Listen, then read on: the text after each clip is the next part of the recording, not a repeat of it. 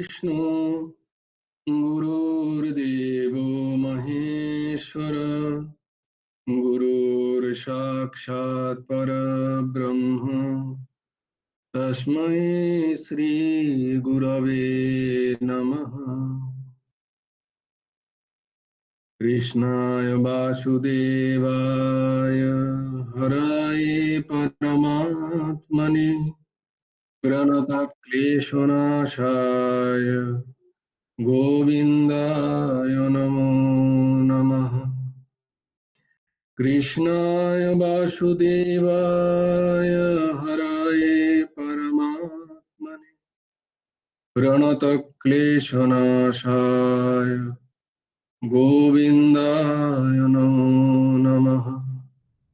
कृष्णाय वासुदेवाय देवकी नन्दनाय च नन्दगोपकुमाराय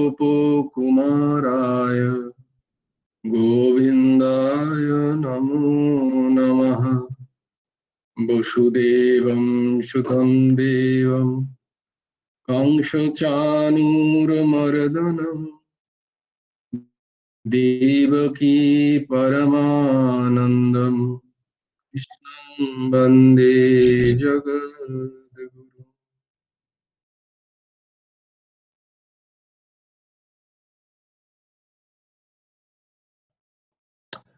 নবকুমার চতুষ্পাঠীর আরেকটা অধ্যায়ে তোমাদের সকলকে স্বাগত।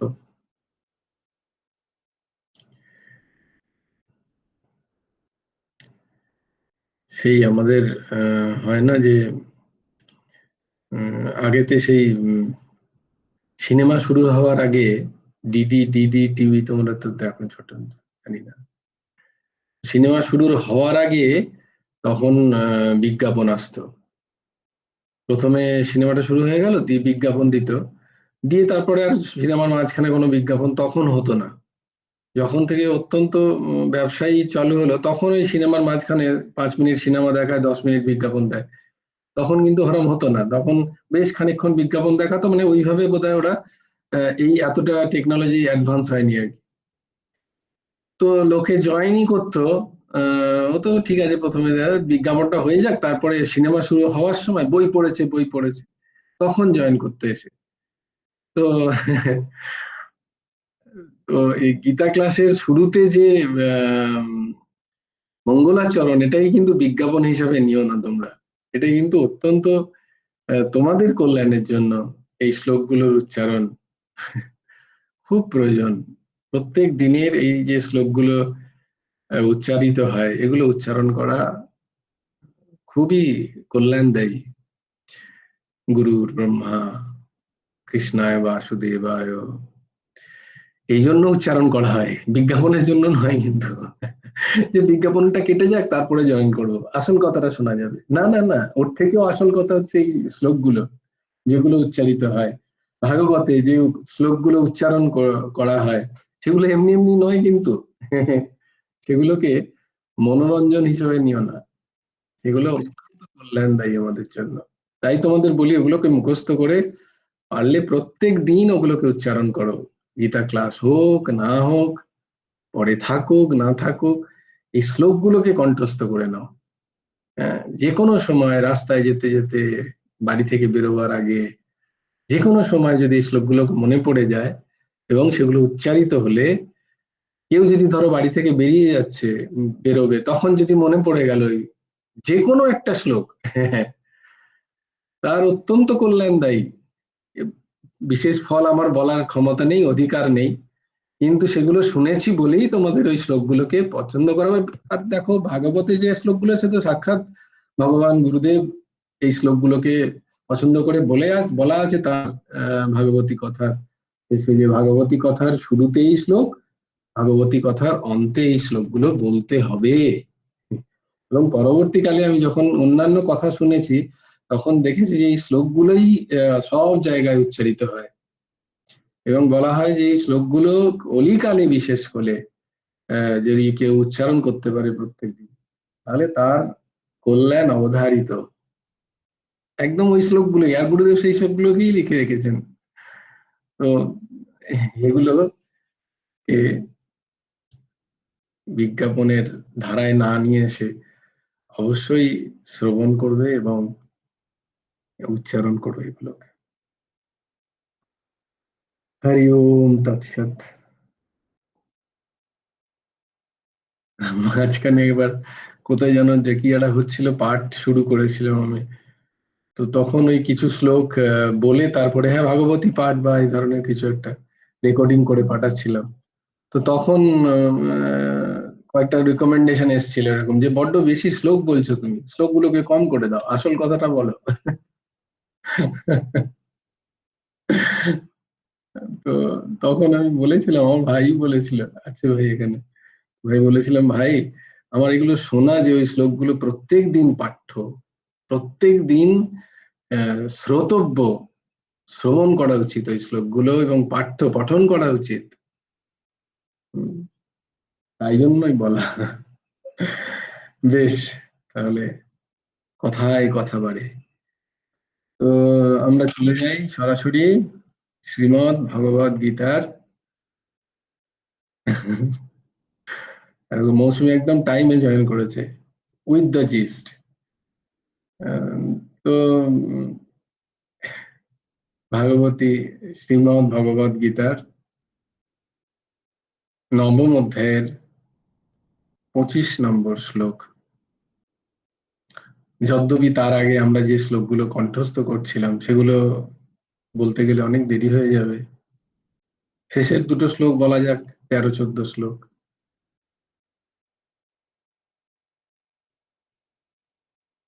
চঞ্চলম হি মনঃ কৃষ্ণ প্রমাথি বলবদৃঢ়ম তস্যাহং নিগ্রহম মন্যে বায়ুরিব সুদুষ্করম। শ্রীভগবানুবাচ असंशयं महाबाहो मनो दुर्निग्रहं चलम् अभ्यासेन तु कौन्तेय वैराग्येण च गृह्यते। আমরা ছিলাম 24 নম্বর শ্লোক আমরা কালকে করেছি, আজকে 25 নম্বর শ্লোক আমরা দেখব। আমার সাথে সাথে তোমরা উচ্চারণ করো। সবার সামনে আছে তো শ্লোকটা? ও শ্লোকটা তো এখন দেখা যাচ্ছে, এইটা হচ্ছে সুবিধা টেকনোলজি, থাক বা না থাক দেখো সামনে দেখা যাচ্ছে শ্লোক, আমাদের কন্যা কুসুম মায়ের কৃপায় আমরা স্ক্রিনে দেখতে পাচ্ছ সবাই। দিদি তুমি দেখতে পাচ্ছ? মোবাইলে দেখতে পাও? হ্যাঁ দেখতে পাচ্ছি।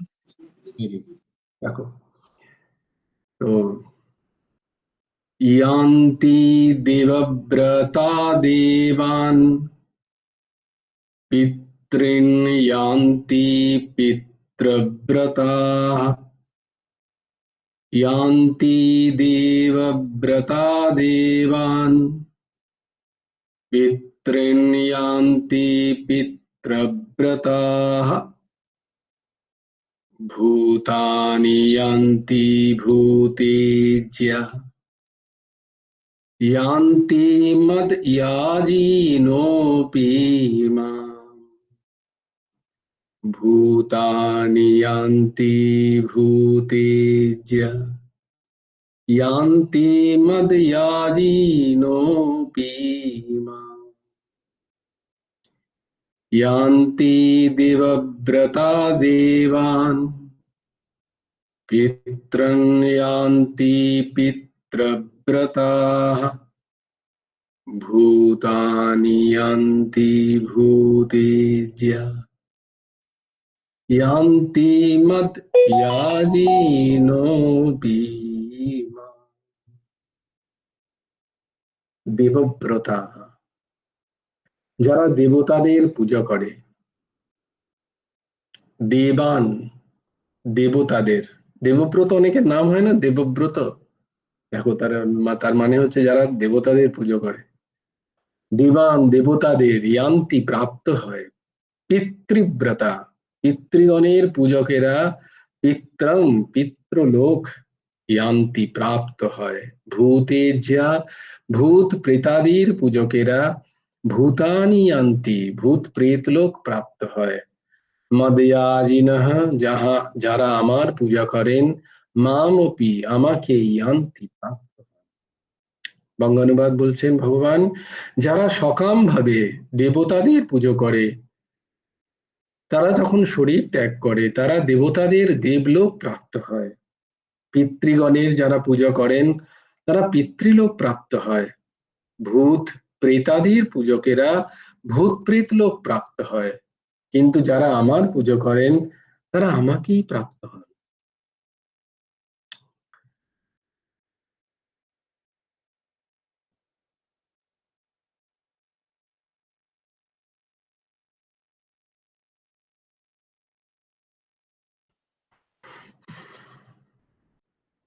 চলো এক ব্যক্তিগত অভিজ্ঞতা তোমাদের বলে দিই।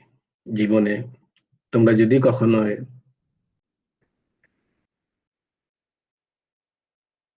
গুরুদেব প্রাপ্তর পরেও যখন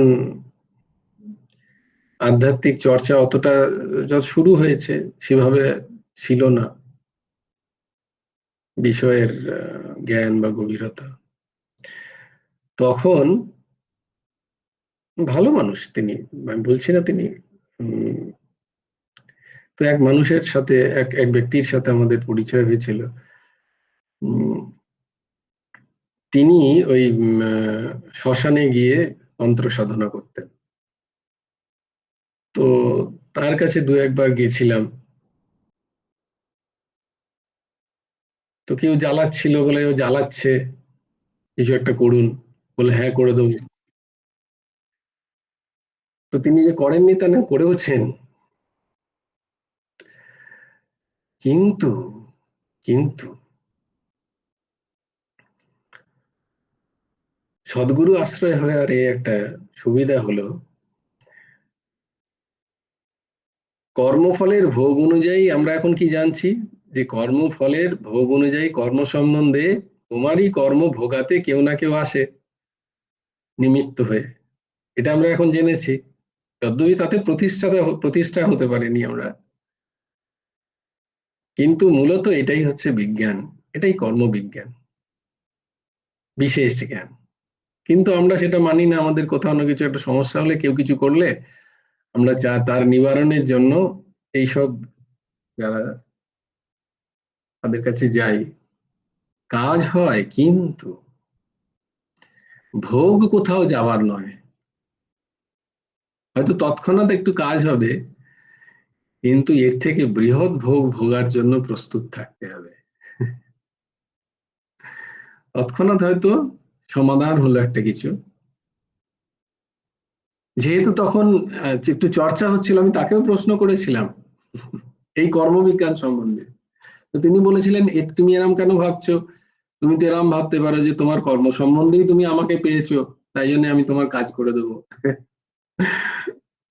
আর এই কথাটা আমার মনে আছে।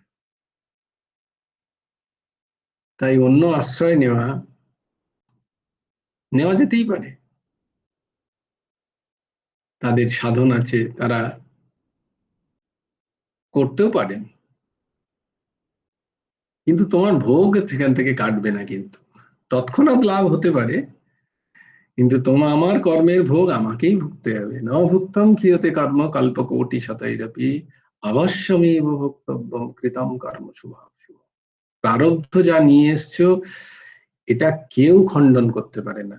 হয়তো পিছিয়ে দিতে পারে, মন্ত্র জপ সাধন পিছিয়ে দিতে পারে, কিন্তু ভোগ করতেই হবে।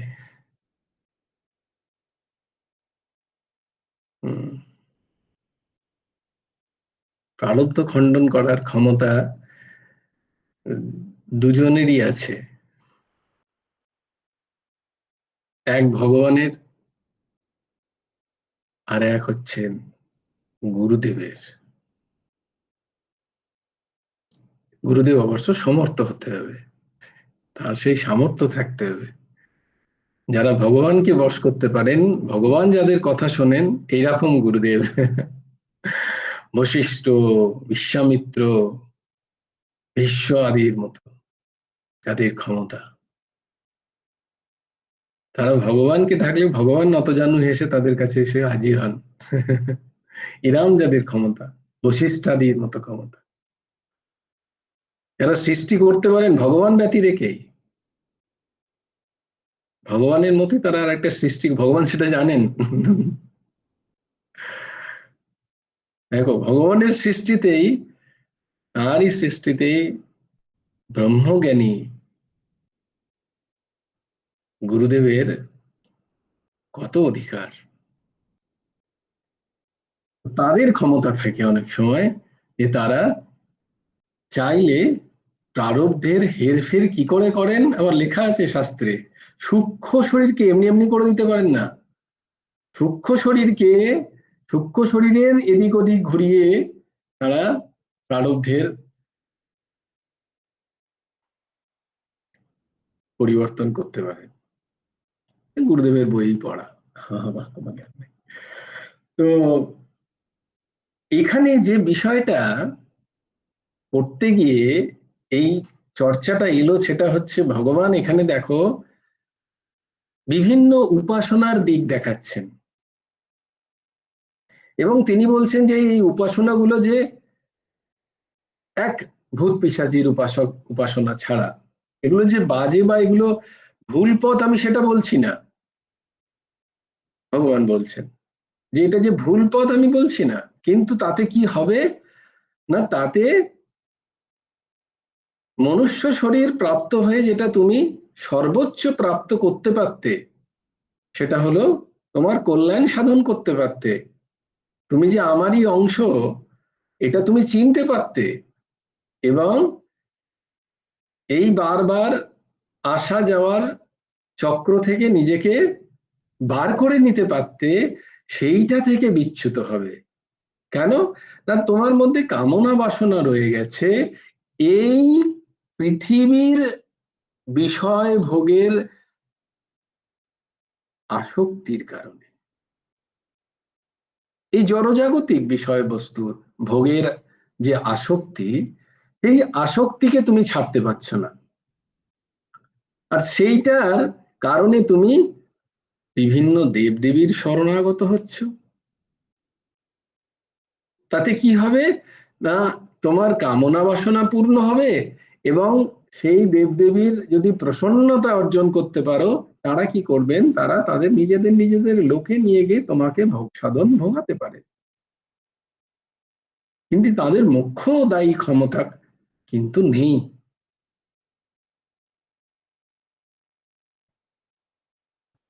মোক্ষদায়ী ক্ষমতা কার আছে, ভগবানেরই আছে। সেই অনুযায়ী সেই দেবদেবীর মোক্ষ প্রাপ্তি, মোক্ষ দেওয়ার ক্ষমতা তো যদি থাকেও, সেটা কিন্তু ওই দেবদেবীর কামনা বাসনাহীন উপাসনাতে। ভগবান বলেছেন আগের শ্লোকে যে যারই পূজা করো না কেন, যাই করো না কেন, আমাতেই অর্পিত হচ্ছে, কিন্তু যখন তার মধ্যে তোমার জড়জাগতিক ভোগ বাসনার ইচ্ছা আসক্তি বর্তমান থাকছে, তখন কি হচ্ছে না, তুমি সেইটা প্রাপ্ত হচ্ছ, আমার থেকে অনেক দূরে চলে যাচ্ছ, যেটাকে উনি বললেন অবৈধ পূর্বকম, অবিধিপূর্বক। আর বিধিপূর্বক, বৈধপূর্বকম কি না, ওই দেবদেবীরই পুজো করতে পারো, কিন্তু যদি তার মধ্যেই থেকে কোনো কামনা বাসনা না থাকে, তাকে যদি প্রেম পূর্ণ, তাকেই ভালোবাসো, তাকেই যদি সর্বত্র ব্যাপ্ত করে দেখো, তাহলে তুমি আমাকেই প্রাপ্ত হবে, ভগবত তত্ত্বকেই প্রাপ্ত হবে, আত্মতত্ত্বকে প্রাপ্ত হবে, পরমাত্ম তত্ত্বের উপলব্ধি হবে তোমার। এটা বললেন ভগবান। তাই জন্য এখানে কি বলছেন, এই বিভিন্ন দিকগুলোকে দেখাচ্ছেন যে যারা দেবব্রতা, কোন অন্য কোন দেবকে আমার থেকে পৃথক রূপে, মূল যে পরমাত্ম তত্ত্ব থেকে, মূল ভগবত তত্ত্ব থেকে পৃথক রূপে ভজনা করে কোন কামনা বাসনার চরিতার্থে, তারা সর্বোচ্চ কি পায় না, সেই দেবদেবীর যে লোক সেখানে যেতে পারে। কিন্তু কি, যেখানেই যাও না কেন, তোমার যে পুণ্য তুমি মনুষ্য শরীরে উপার্জন করেছো, তোমার কর্ম দ্বারা, উপাসনা দ্বারা। সেটি যখন ফুরিয়ে যাবে, আবার তোমাকে ফিরে আসতে হবে এই মৃত্যু লোকে। মর্তলোকে বিশন্তি, আমরা শ্লোকে দেখেছি, ক্ষীণ পুণ্যে মর্তলোকে বিশন্তি। মর্তলোক মানে মৃত্যুলোক। আচ্ছা, এটা আমি জানতাম না, মর্তলোক মানে মৃত্যুলোক। যাকে এখন জানি, এই লোকটাই তো মৃত্যুলোক। আবার আমাকে বলবে শুক্লা দিদি, কি যেন কবিতাটা দিদি, জন্মিলে মরিতে হবে, বলো। জন্মিলে মরিতে হবে, অমরকে করতে হবে চিরস্থির, তবে নীর খাইব জীবন নদে। আহ, চিরস্থির,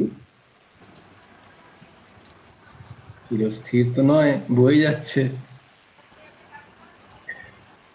সময় চলে যাচ্ছে। চলো इसी সময় মে।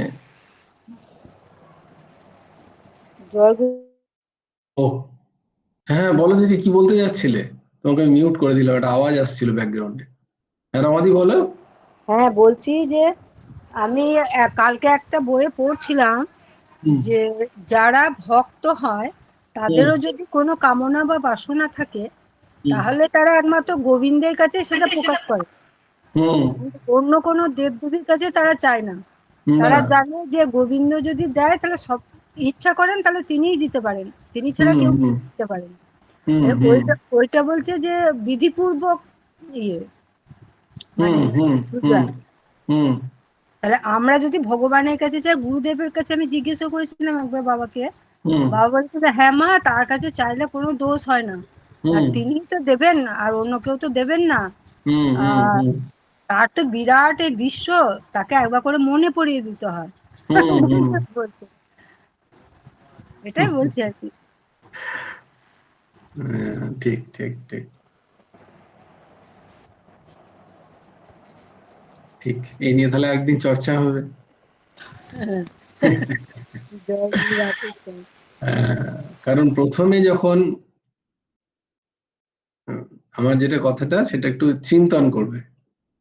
প্রথম যখন কোনো ছোট ছেলেকে শেখানো হয় কোনো শব্দ, তাকে বলা হয় অ আ লেখ। তো সে পারছে না, কখনো টেরা হয়ে যাচ্ছে, কখনো বেঁকে যাচ্ছে। বলে ওইটাই বলা বলা, ওইটা বলা, বারবার বলাতে বলাতে বলাতে বলাতে একদিন অ হবে। বলাতে বলাতে বলাতে একদিন। চিন্তন করো যা বললাম। নিষ্কাম উপাসনা অতি উচ্চ স্তরের একটি উপাসনা। আমরা সেই উচ্চ স্তরে কথা বলছি আর কি, কিন্তু সেই উচ্চ স্তরের উপাসনা শুরুটা হয় কামনা দ্বারাই। আমরা তো এখানে কামনার উপাসনাটাকে হেয় জ্ঞান করছি সম্পূর্ণ। এখন আমরা যে স্তরের আলোচনা করছি, কিন্তু যদি বুঝতে হয় যে নিষ্কাম কামনা, নিষ্কাম উপাসনা যদি করতে হয়, তাহলে তার শুরুটা কামযুক্ত উপাসনা থেকেই হয়।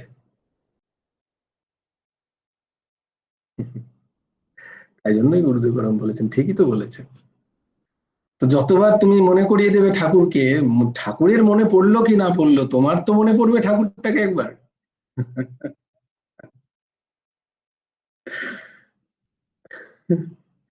আর ওই যে একটা আছে অনন্য, আমি আমার মা বাবার কাছেই চাইবো, আমি আমার কাকু কাকিমার কাছে চাইবো না, জেঠু জেঠিমার কাছে চাইবো না, পাড়ার প্রতিবেশীর কাছে চাইছি না, আমি অনন্য। আমার কামনা আমি আমার ইষ্টের কাছেই চাই। ইষ্টের হলো না বলে এই ইষ্ট কাজ দিচ্ছে না, আর একটা ইষ্টের কাছে চলো কালকে। ওখানে গিয়ে খুব জাগ্রত, ওই কালী খুব জাগ্রত, ওর কাছে চলো। পাশের পাশের বাড়ির কালী ছেড়ে দিয়ে লোকে চললো অন্য কালীতে, বলে ঘরে ঘরের যে ঠাকুর সে ঠিক কাজ দিচ্ছে না, চলো ওখানে মানত করো। এরা ভক্ত। এদের ভক্ত বলা যায়। আমাদের মতো যারা যারা কামনার পূর্তির জন্য দৌড়চ্ছে, হ্যাঁ, আমার ঘরে যিনি গোপাল, বাইরের যিনি শ্রীকৃষ্ণ, তার মধ্যে বিন্দুমাত্র কোনো ভেদ নেই, এই ভাব নিয়ে তিনি ভক্ত, সকাম ভক্ত। তিনি ছেলের চাকরি চাইছেন গোপালের কাছে, হবে হবে মানে তার আধ্যাত্মিক উন্নতি হবে, কারণ তার অন্য আশ্রয় নেই, তার এক আশ্রয়। কিন্তু আমরা এখন শ্রীমদ্ ভগবদ গীতার 9ম অধ্যায় পড়ছি, সাংখ্যযোগ পড়ে এসছি 2য় অধ্যায়।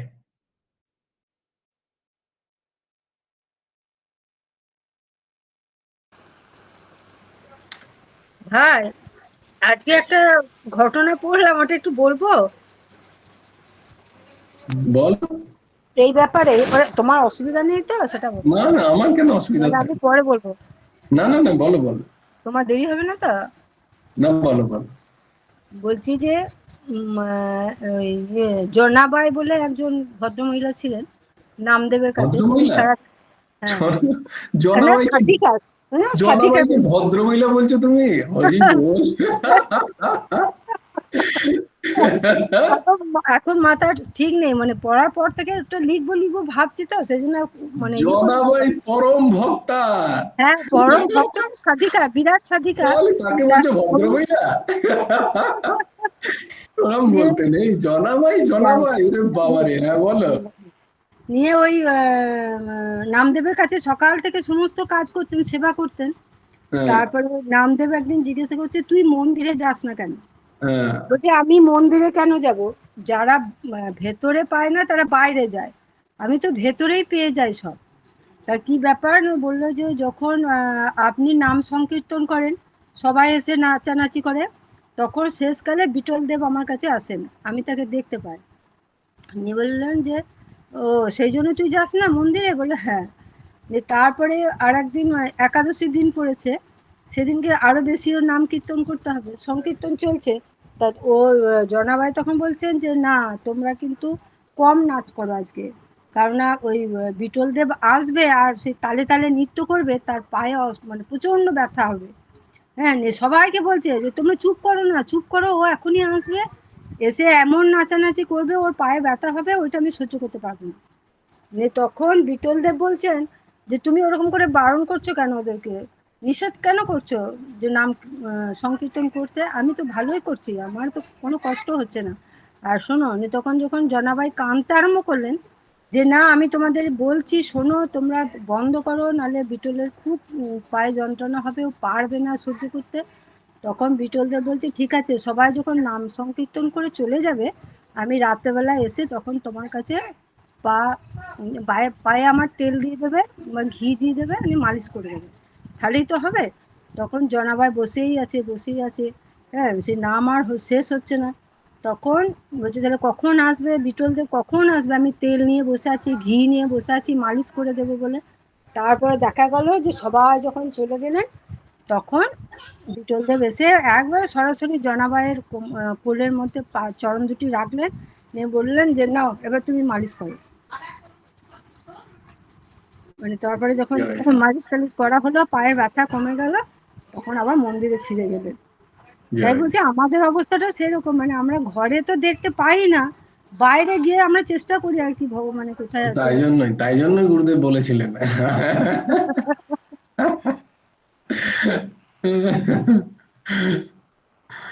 না, ঠিক আছে, কোনো এর মধ্যে কোনো দ্বিধা, এর মধ্যে কোনো অসুবিধা কিছু নেই। প্রথমে শুরুটা তো এইভাবেই হবে।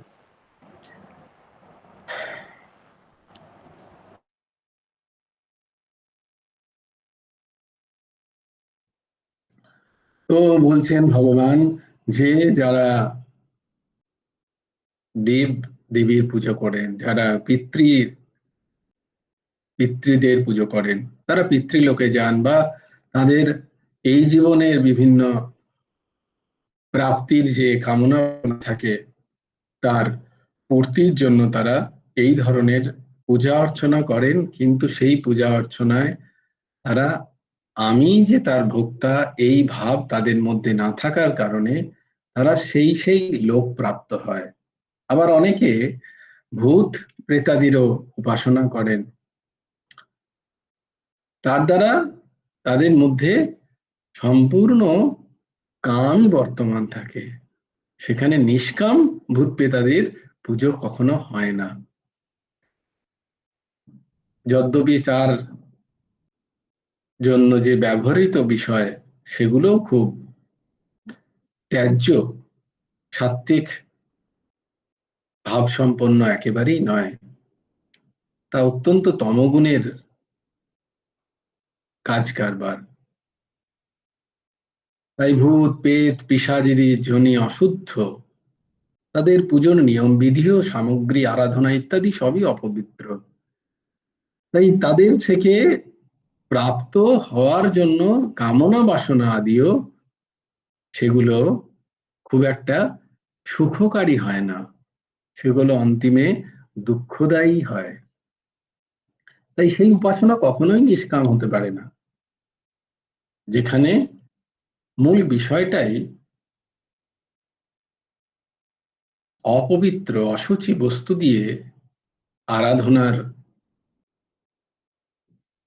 পদ্ধতি।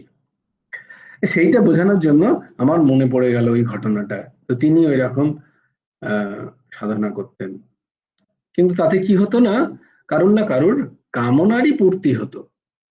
আমার কামনা হতো, আমার কামনা ছিল, সেটা পূর্তি হলো, কিন্তু তাতে যে আমার কর্মবন্ধন কাটবে তা কিন্তু কাটবে না।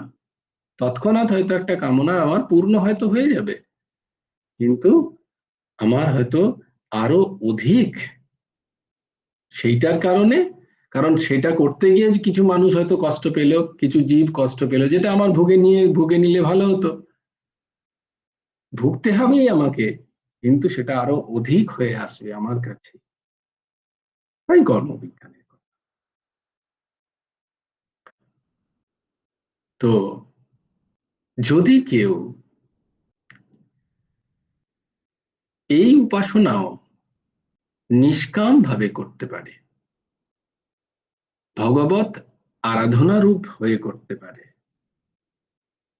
ভগবত তত্ত্বই সার, এই জ্ঞান নিয়ে যদি এই উপাসনাও তারা করে, তাহলে তারাও অন্তিমে ভগবত তত্ত্বকেই প্রাপ্ত হয়। ভগবান এখানে এরমটাই বলছেন। একটা সত্য ঘটনা তোমাদের, এখানে রামসুখদাসজি মহারাজ বলেছেন, আমিও দু একটা ঘটনা মহাপুরুষদের কাছে শুনেছি এরকম। তার মধ্যে শ্রীল বিজয় কৃষ্ণ গোস্বামীর সদ্গুরু সঙ্গতে একটা এরকম ঘটনা ছিল। তো এখন যে ঘটনাটা রামসুখদাসজি মহারাজ বলছেন সেই ঘটনাটা বলি। তুমি একজন এরকমই ভূত পিশাচির সাধনা করে একটা পিশাচিকে বশে এনেছে। তো কর্ণ পিশাচি উপাসনা করে। তো কিরকম না, তিনি কেউ যদি তার কাছে আসতেন, তার মনের ভেতরে কি প্রশ্ন আছে সেটা তিনি আগেই বুঝতে পেরে যেতেন, এবং তার কি উত্তর হবে সেটাও ওই পিশাচিনী তাকে বলে দিতেন, এবং সে সেটা বলে দিত। তো মানুষ চমৎকার, তো অদ্ভুত ব্যাপার, আমি যে প্রশ্ন নিয়ে যাচ্ছি কেউ, আচ্ছা আয় আয় আয় তোর এই প্রশ্ন, আরে এটা কোনো ব্যাপার না, উত্তর আমার কাছে পাচ্ছি। আরে বাবা, অন্তর্যামী, কত টাকা চাই, কত কি চাই, এ বাবা আরো চারটেকে ডেকে নিয়ে এলাম। এইভাবে সে প্রচুর নাম ডাক করেছে এবং প্রচুর পয়সা কামিয়েছে। তো কি হলো, তারই মধ্যে একজন শ্রদ্ধেয় ভাইজি হনুমান প্রসাদ পোদ্দারজি মহারাজ, ওনার জীবনে এরকম একটা ঘটনা ঘটেছিল। উনিও এরকম একজনকে বলেছিলেন যে তুমি এসব করছো, যে মানুষ ঠকাচ্ছ, তো তুমি তো, তোমার কি গতি হবে তুমি কখনো ভেবে দেখেছো? তো তিনি তখন খুব মানে, যেহেতু তার প্রতিপত্তি চলে যাবে, তখন তিনি খুব অ্যাটাক করেছিলেন তাকে, কিন্তু পরবর্তীকালে আবার তারই শ্রীচরণে যাকে এখানে যে ঘটনাটা বলছেন, যে তখন একজন খুব উঠে পড়ে লাগলো যে হে গুরুদেব, আমাকে এই বিদ্যা শিখিয়ে দিন। কোনো রকমের শর্টে কাটে যদি একটু একটু পয়সা কামানো যায়, কোনো কিছু দরকার নেই, লোকজন আসছে বিন্দাস হয়ে, প্রচুর পরিচয়। বাবাগিরি হচ্ছে সব থেকে, নো ইনভেস্টমেন্ট, শুদ্ধ ইনভেস্টমেন্ট হচ্ছে লোকের বিশ্বাস, সেটাকে ইনভেস্ট করে তুমি খেতে পারো। তো আমি একবার গুরুদেবকে বলেছিলাম, কোনো কোনো এক বাবা, তিনি নাম, তিনি ওরকম না, তো আমি ঠাকুরকে বলেছিলাম তার নামই হচ্ছে শেষে বাবা বলে, প্রভু আপনি কি ওখানে গেছিলেন? বললো সব বাবা টাবার দিকে আমি কোনোদিন যাইনি, ওসব বাবা টাম আমাকে দেখিও না, আমি কোনোদিন ওসব বাবা টাবার দিকে, এমন ভাবে বললেন, হায় রে, এত ওই বাবার সম্মান।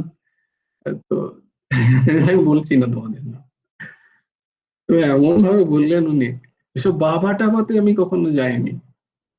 তো যাকে, তো ইনি এরকম করতে করতে এই শিষ্য তো তাকে জড়িয়ে ধরেছে, না আমাকে শেখাতেই হবে আপনার এই বিদ্যে, আপনি বলুন। বলে না রে, অনেক সাধনা করে এরকম কর্ণ পিশাচিনীকে আমি হাতে করেছি, তো আমি কানে বিষ্ঠা লাগিয়ে রাখি, দেখো কত অপবিত্র বিষ্ঠা, মানে বুঝতে পারছো, আমি বিষ্ঠা লাগিয়ে রাখি, তাই জন্য পিশাচিনী আসে ওই গন্ধ শুকতে, এবং যখনই কেউ আসে ও এসে আমার ওর প্রশ্ন এবং তার উত্তর দুটোই আমাকে বলে দিয়ে যায় আমার কানে। তো বলছে তাহলে এরকম অনেক দিন চলছে, তাহলে আপনার গতি কি হবে? বলে গতি আমি ঠিক করে রেখেছি, কোনো চিন্তা নেই, আমি ঠিক, আমি যখনই জানতে পেরে যাব আমার কবে মৃত্যু হবে, আমি নর্মদা তটে গিয়ে আমি আমার শরীর ছাড়বো, আমার কল্যাণ হয়ে যাবে, আসছি পম্পা। তো তার যখন এরকম শেষ সময় সে জানতে পারলো, সাধকও ছিল, শেষ সময় যখন জানতে পারলো, সে তখন যাচ্ছে নর্মদার দিকে, তখন ওই কর্ণ পিশাচিনী তাকে ছাড়েনি, তার কাছে সামনে এসছে শুকরীর রূপে, একজন শুকর হয়ে এসছে। বলে কোথায় যাচ্ছ তুমি? বলে তুমি কে? বলে তো আমাকে চিনতে পারছো না এখন? তখন বলে যে আমি তো যাচ্ছি, আমার সময় হয়ে গেছে। বলে তুমি চাচ্ছ, তাহলে আমার কি হবে? তুমি তো উদ্ধার প্রাপ্ত হয়ে যাবে, তাহলে আমার কি হবে? তখন সেই কর্ণ পিশাচিনী তাকে আর নর্মদা যেতে দিতে দেয়নি, সে আর যেতে পারেনি নর্মদা পর্যন্ত, তার আগেই তাকে সেখানে হত্যা করে, দিয়ে তার লোকে নিয়ে যায়। এরকম আবার ঠিক এটা উল্টোটা, নামদেবজি, যার দিদির নাম কথা বলছিলেন, মহারাষ্ট্রের সন্ত মহাত্মা নামদেবজি, তিনি একবার এরকম এক বিশাল বিশাল ভূত তার সামনে এসে হাজির, তিনি নদীতে জল নিতে যাচ্ছিলেন, তো ভূত প্রেতাদি এসে তাকে দর্শন দিচ্ছেন, দর্শন মানে ওইরকম ভয় দেখানোর চেষ্টা করছে। তিনি তখন ভূত পেশাদির থেকে বলছেন, তাকে তাদেরকে আরাধনা করছেন যে তোমরাই হচ্ছে সেই আমার ভগবান, তার ভূত পেশাদিকেও তিনি ভগবত রূপে দেখছেন, যে আহা কি অপূর্ব আমার বিঠ্ঠলের রূপ, বিশাল বিশাল হাত, যোজন হাত, বিশাল উঁচু তো তার বপু, এরম ব্যাখ্যা করছেন, ভূতেদের ব্যাখ্যা করছেন বিঠ্ঠল রূপে। তো যে ভূত এসেছিল তাকে দর্শন দিতে, তার তো উদ্ধার প্রাপ্ত হলোই সে, সঙ্গে সঙ্গে সেই ভূতেদের মধ্যে থেকে বিঠ্ঠল প্রকট। দেখো বুঝতে পারা যাচ্ছে, বোঝাতে পারছি তোমাদের, দুটো উপাসনা দেখো, একজন নিজের কামনা বসে পিশাচিনীকে কাজে লাগাচ্ছিল, আর একজন কি শুধুমাত্র বিঠ্ঠল, তার কোনো যে সেখানে দেশে ভূতের মধ্যেও বিঠ্ঠলকেই দেখছে, তাই জন্য যে ভূত হয়ে এসেছিল সেই জীবও উদ্ধার হয়ে গেল, তার সাথে সাথে তার জায়গায় ভগবান প্রকট হলেন। এই ঘটনাও আছে রামদেব। তো এই হচ্ছে দিক দর্শন, দিক দর্শনটা এই জায়গায়, যে কেন কামনা বাসনাহীন হয়ে শুধুমাত্র ভগবত আরাধনাতেই আমাদের মন, ভগবানের প্রসন্নতায়, ভগবানের সেবায় আমাদের জীবন অতিবাহিত করা উচিত, এইটা। হ্যাঁ পম্পা বল। হ্যাঁ, জয় গুরু রাধে শ্যাম দাদা। বলছি যে ওই রমা মা যখন ওই বিঠ্ঠল ভগবানের কথা বলছিলেন, তখন আমার গুরুদেবের একটা কথা মানে ইয়ে মানে ভেসে উঠলো চোখের সামনে।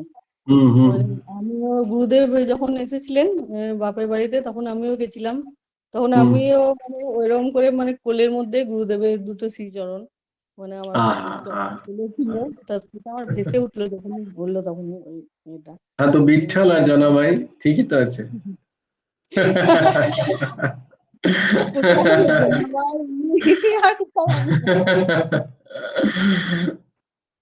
জনাবাই ছিলেন জ্ঞানেশ্বর মহারাজের আহ ভগ্নী।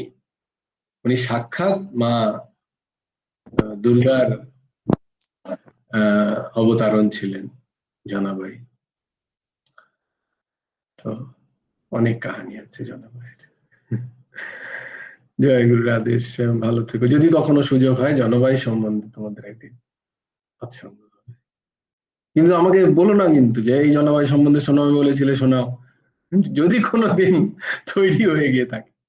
না, আমি তো কাল থেকে শুরু করবো। ভাই বলো বলো তুমি কি চাও।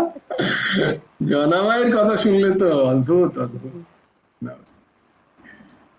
হুম, আর আজকে একটা পড়লাম, সেটা হ্যাঁ, হচ্ছে যে এক সাধক, এক রাজা বেড়াতে গেছেন। হুম, বেড়াতে যাচ্ছেন আর ওখানে মানে রাস্তার ইয়েতে গাছের তলায় বসে আছেন একজন সন্ন্যাসী। হুম, তা রাজা সন্ন্যাসী বলছেন যে, রাজা আপনি তো এই দেশের, তাহলে আমাকে কিছু দান করুন। হুম, বলছে, না না, ওইসব দান টান আমি করি না, ওইসব ফালতু খরচা আমার হয় না। আমি শুধু রাজকোষে অর্থটা জমা করি, নিয়ে হুম, সেটাই দিয়ে আরাম ফুর্তি এসব করি। তখন বললো ঠিক আছে, নিয়ে কিছুতেই সেই সন্ন্যাসীও ছাড়বে না, না কিছু দান করতেই হবে। তখন রাজা বললেন, আচ্ছা তাহলে তোমাকে ঘোড়ার বিষটা দিলাম। নিয়ে আচ্ছা সে আচ্ছা আচ্ছা, হ্যাঁ হ্যাঁ হ্যাঁ, পড়েছো গুরুদেবের তো, মনে আছে? বইয়ে, হ্যাঁ হ্যাঁ হ্যাঁ। নিয়ে তারপরে সেই বাড়িতে যখন রাজা তার রাজ্যে ফিরে গেলেন, তখন এই হ্যাঁ, যে এত দুর্গন্ধ কিসের, তখন এই যে প্রচুর, মানে প্রচুর সেই ইয়েতে ইয়ে করা আছে, কি বলে, হ্যাঁ, ঘোড়ার ঘোড়ার পিষ্ঠা। বিষটা, হ্যাঁ। হ্যাঁ, তখন নাকে হাত দিয়ে ইয়ে করছেন, নিয়ে তখন আবার সেই এর কাছে গেছেন, সন্ন্যাসীর কাছে। হুম, নিয়ে হুম, বলছে, কি ব্যাপার, এরকম এত দুর্গন্ধ আসছে, আমরা থাকতে পারছি না রাজবাড়িতে। হুম, হুম, তারপর তখন বললেন যে, কেন, তুমি যা দান করেছো আমি সেইটাই বারুক বলে ইয়ে করেছি। হ্যাঁ, তখন রাজা বললো যে, আশীর্বাদ ঠিক করে। আছে, আমি ক্ষমা চেয়ে নিচ্ছি, আমার ভুল হয়েছে, আমি আর এরকম করব না। হুম, এবার দান করলে ভালোই দান করবো, তাই বলে।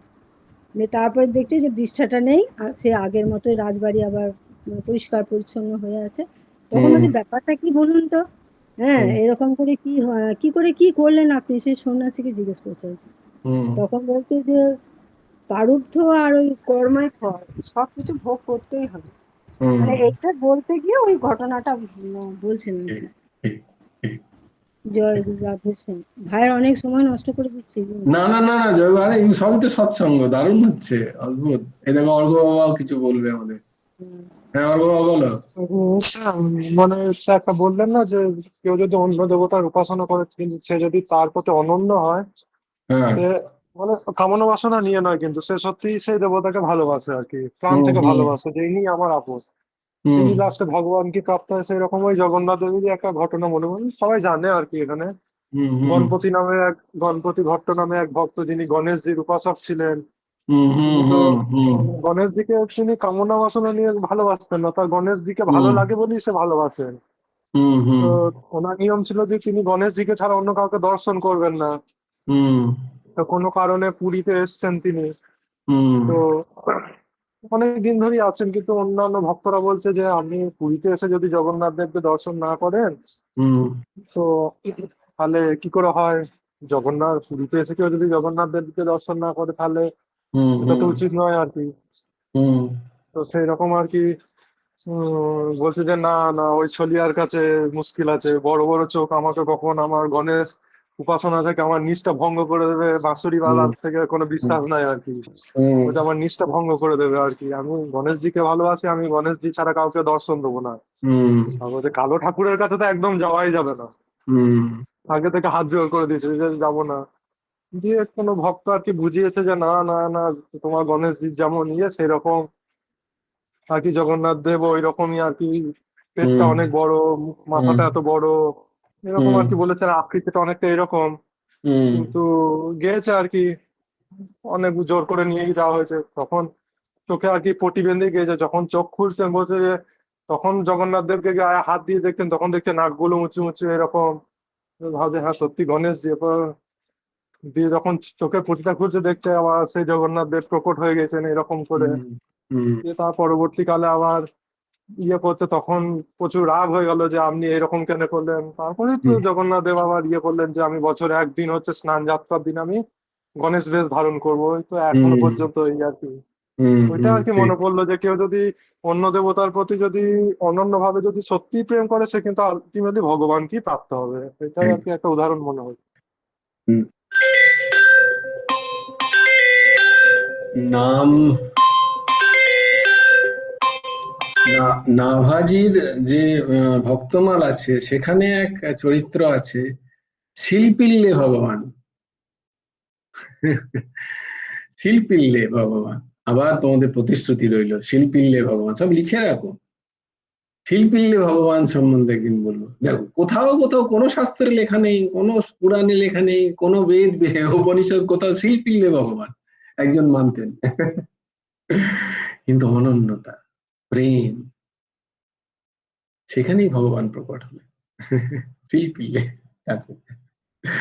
বেশ ভালো থেকো। জয় জয় শ্রী রাধে, জয় জয় শ্রী সীতারাম, হর হর মহাদেব। ভজ গুরু হেমন্ত দেব রাধে শ্যাম, জপ হরে কৃষ্ণ হরে রাম।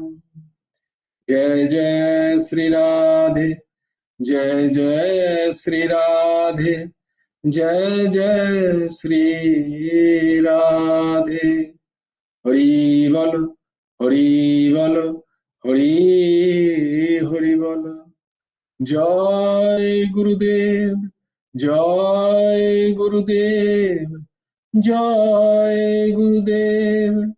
জয় জয় পরমংশ ঠাকুর শ্রী শ্রী হেমন্ত দেব জিউ।